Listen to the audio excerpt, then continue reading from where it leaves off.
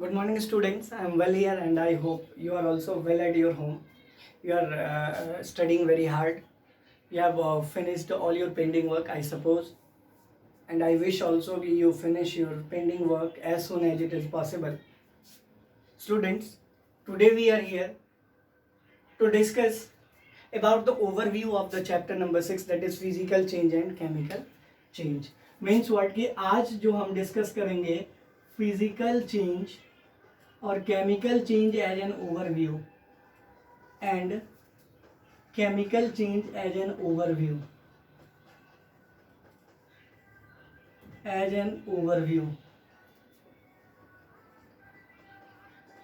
नहीं, आज हम ओवरव्यू के रूप में इसको डिस्कस करेंगे। हमने 3-4 पार्ट्स में फिजिकल चेंज और केमिकल चेंज को पढ़ा है। आज हम उन सभी पार्ट्स को डिस्कस करके एक पार्ट में इस पूरे चैप्टर के ओवरव्यू को देखेंगे कि कोई कॉन्सेप्ट हमारा रह ना जाए जो हमारे समझ में ना आए। तो चलिए स्टार्ट करते हैं। सबसे पहले स्टार्ट करने के लिए हमें फिजिकल चेंज की बात करनी होगी कि फिजिकल चेंज क्या होता है, और वहीं हम कंपेयर भी कर लेंगे किसके साथ, केमिकल चेंज के साथ। ठीक है, तो एक एक करके इसके डिफरेंस को हम देखेंगे। हम सबसे पहली बात करते हैं फिजिकल चेंज की। फिजिकल चेंज के बारे में ये कहा जाता है बेटा कि फिजिकल चेंज वो चेंज होता है जिसमें बॉडी जो है वो क्या करती है, अपना डायमेंशन, शेप एंड साइज बदलती है। मतलब ये the change that is temporary in nature, the change that is temporary in nature. Physical change की अगर हम बात करेंगे तो हम कहते हैं क्या कि the change that is temporary in nature. कोई भी ऐसा चेंज जो टेम्परेरी इन नेचर है उसी को हम फिजिकल चेंज कहते हैं। वहीं केमिकल चेंज के लिए हम क्या कहेंगे, the change that is permanent in nature, that is permanent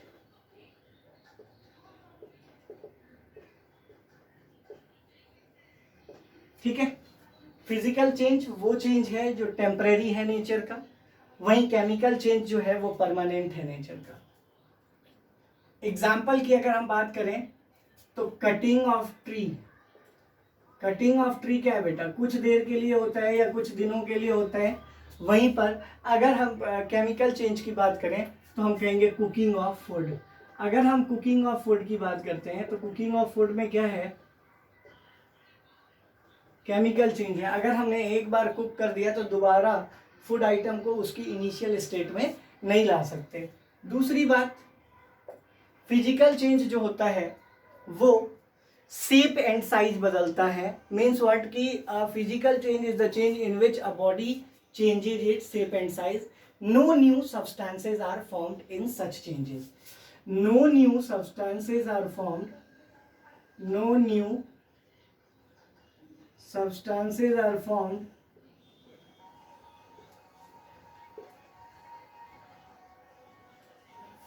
in such changes। ठीक है, अगर हम बात करें तो हम ये कहते हैं कि इसमें कोई भी नई चीज नहीं बनती है। फिजिकल चेंज में कोई भी नई चीज नहीं बनती। इसको मैं कैसे कह सकता हूं, तो अगर हम इसके एग्जाम्पल को देखें, कटिंग ऑफ ट्री, तो ट्री को कट कर देने के बाद क्या वो ट्री जो है वो आयरन का हो जाएगा? नहीं होगा ना। तो कहीं ना कहीं वो लकड़ी का ही रह जाता है। इसलिए पहले भी लकड़ी था, अब भी लकड़ी है, इसमें कोई नई चीज बनी है तो हम कहेंगे नहीं। इसीलिए हम फिजिकल चेंज के बारे में एक प्रॉपर्टी ये रखते हैं कि फिजिकल चेंज में किसी तरह की कोई नई चीज नहीं बनती है। वहीं अगर केमिकल चेंज की बात करेंगे तो हम कहेंगे क्या कि new substances are formed in such changes. New substances are formed in such changes means what कि जब भी ऐसे कोई चेंज होते हैं जो कि केमिकल इन नेचर हो तो इसमें नई चीजें फॉर्म होती हैं। मीन्स व्हाट कि हमेशा से केमिकल चेंज में नई चीजें बना करती हैं। और नई चीजें बनने का मतलब क्या है कि कोई भी चीज, जैसे हम एग्जाम्पल के रूप में लें कि अगर हम फूड को कुक कर रहे हैं तो फूड को कुक करते समय अगर हम चावल को रखते हैं या फिर दाल को रखते हैं या फिर सब्जियों को रखते हैं, तो सब्जियों का जो एक कंबाइंड स्वाद है वो हमें मिलता है, एक पर्टिकुलर किसी सब्जी का स्वाद नहीं मिलता, क्योंकि उसमें एक नई चीज का फॉर्मेशन होता है। क्लियर? लेकिन इसमें कभी कोई नई चीज नहीं बनती है। अब यहां पर अगर मैं दूसरा एग्जांपल आपको बताऊं, तो दूध से अगर हम दही बनाते हैं, तो दूध से दही बनाते समय क्या होता है कि दूध चेंज हो जाता है। किस में चेंज हो जाता है? दही में चेंज हो जाता है। इसीलिए दूध से दही एक नई चीज का फॉर्मेशन है, तो वो भी क्या कहला सकता है? Chemical change. या क्या कहलाता है? Chemical change. तीसरी बात हम कहते हैं क्या? No new properties are formed in such changes. No new properties are formed in such changes. In मतलब ये कि कोई भी नई चीज जो है ना वो फॉर्म नहीं होती इस तरह के चेंजेस में। No new properties are formed in such changes. लेकिन अगर हम केमिकल की बात करें तो हम कहेंगे क्या कि new properties are formed in such changes, are formed in such changes. I hope clear है। कोई डाउट नहीं होना चाहिए। तो ये था फिजिकल और केमिकल चेंज, जिसके बीच में हमने डिफरेंशिएट भी देख लिया है।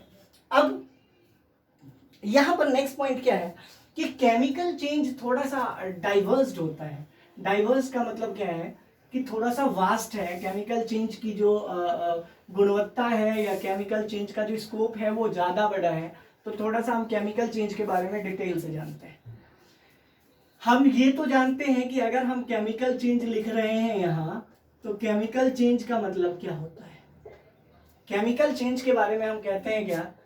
The change in which new substances are formed, the change in which new substances are formed.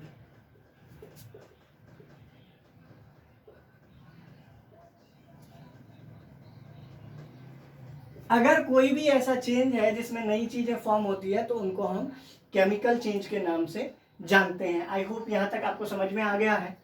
तो यहां पर देखिए बेटा, न्यू प्रॉपर्टीज आर फॉर्म्ड भी हम लिख सकते हैं, new properties are formed in such changes कह सकते हैं हम, are formed in such changes.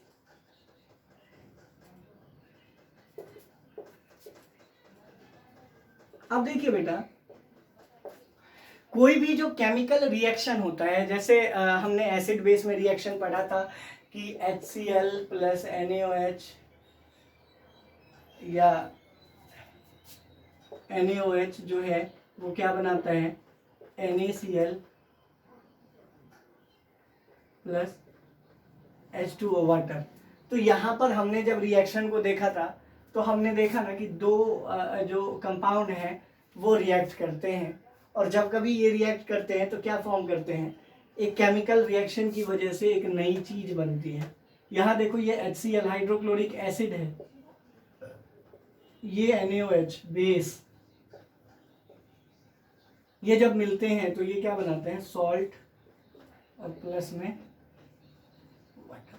तो देखो बेटा, केमिकल रिएक्शन जब हुआ तो कई कई नई चीजें बनी हैं। नहीं, एसिड और बेस था पहले, अब क्या हो गया? सॉल्ट और वाटर। ये कब हुआ है? जब केमिकल रिएक्शन हुआ है। तो इसमें हम ये कह सकते हैं ना क्या कि new substances are form, new substances are formed, ऐसा हम कह सकते हैं। और जब हम ऐसा कह सकते हैं कि न्यू सब्सटेंसेस आर फॉर्म्ड, तो यहां पर एक इंपॉर्टेंट बात निकल करके आती है। तो हम कहेंगे क्या कि ये भी एक तरह का केमिकल चेंज ही है। Means what? कि chemical reactions are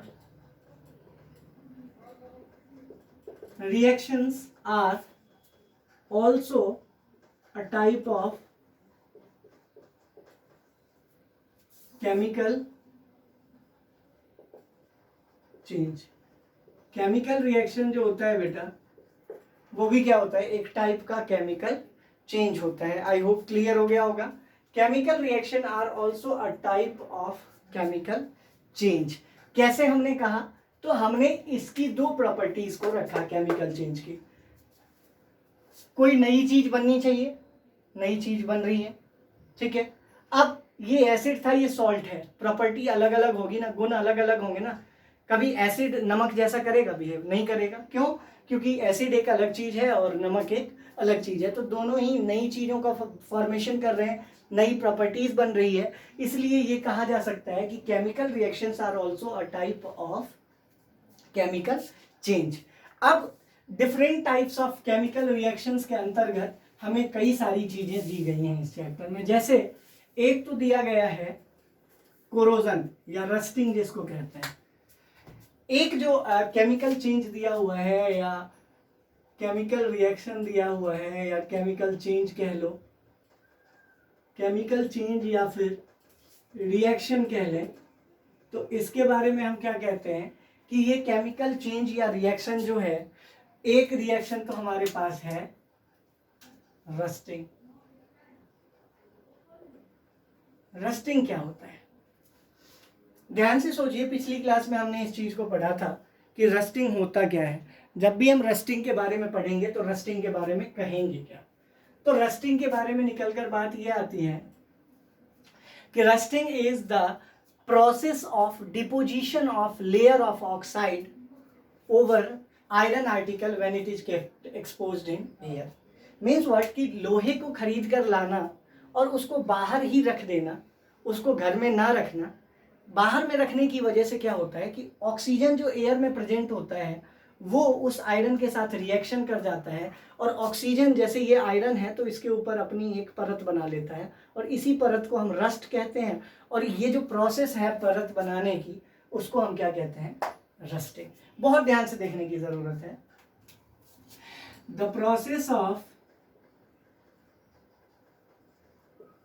deposition of a layer of oxide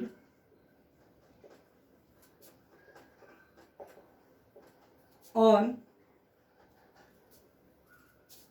iron article when it is kept exposed to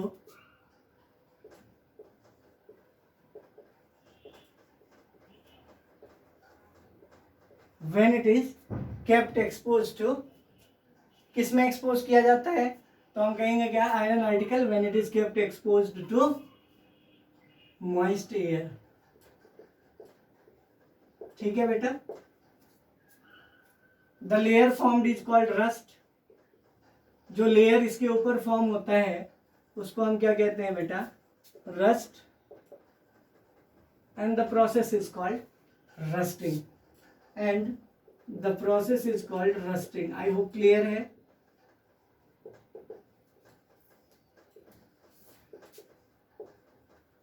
कोई प्रॉब्लम नहीं होनी चाहिए।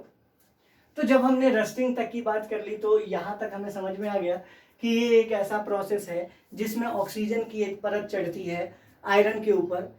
वो तब होता है जब आयरन को हम एक्सपोज, खुला छोड़ देते हैं बाहर में। क्लियर हो गया? और उसके ऊपर ऑक्सीजन की जो परत है, ऑक्साइड की जो परत है, उसी को हम रस्ट कहते हैं, और वो प्रोसेस क्या कहलाता है?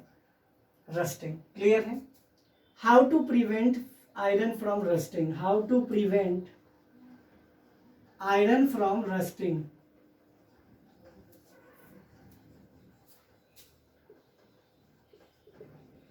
आयरन को रस्टिंग से बचाएं कैसे? पहला, बाय पेंटिंग। हम जानते हैं कि हमारे घर में सबसे पहला काम यही होता है, जब हम कोई आयरन की आर्टिकल, कोई लोहे का सामान लेकर आते हैं तो सबसे पहले उसके ऊपर एक पेंटिंग होती है। तो बाय पेंटिंग पहला हो गया। दूसरा क्या हो गया? बाय, ठीक है, एक तो बाय पेंटिंग, दूसरा बाय ऑयलिंग, और तीसरा बाय गैल्वेनाइजेशन। By galvanization. तो ऑयलिंग और पेंटिंग तो हम जानते हैं कि अगर हमने आयरन आर्टिकल के ऊपर तेल लगा दिया तो ऑक्सीजन का कोई रिएक्शन नहीं होगा। हमने अगर पेंट कर दिया तो ऑक्सीजन लोहे तक पहुंच ही नहीं पाएगा, क्योंकि बीच में पेंट आ जाता है। अब ये गैल्वेनाइजेशन जो है, ये एक इंपॉर्टेंट पार्ट है कि गैल्वेनाइजेशन क्या होता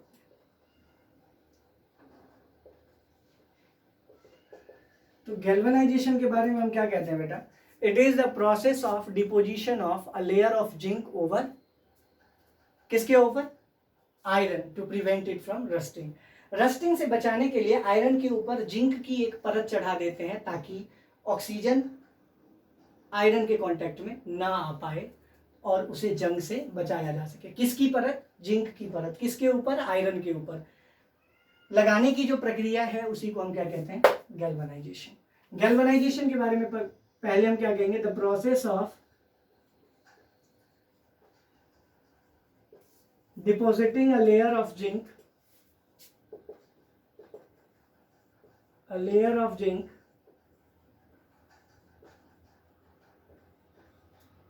over iron article to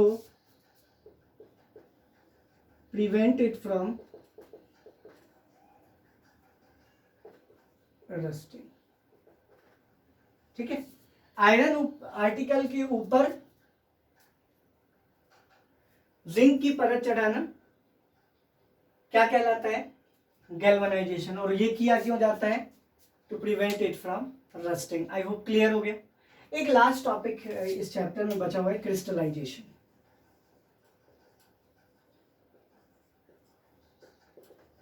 देखो बेटा, ये क्या होता है? इसके बारे में हम कहते हैं क्रिस्टल्स को ऑब्टेन करना। The process of obtaining crystals is called crystallization. Crystallization क्या है? इसको सिंपली हम डिफाइन करते हैं, the process of obtaining crystals, of obtaining crystals. ये कैसे होता है? तो हम कहेंगे क्या कि कैसे और कहां होता है, उसको जानने के लिए हमें ये जानना जरूरी है कि it is the process use to obtain salt. It is process use to obtain salt. नमक को ऑब्टेन करने के लिए जो प्रोसेस हम अप्लाई करते हैं वही क्या है? क्रिस्टलाइजेशन। क्या है? क्रिस्टलाइजेशन। ये कैसे होगा?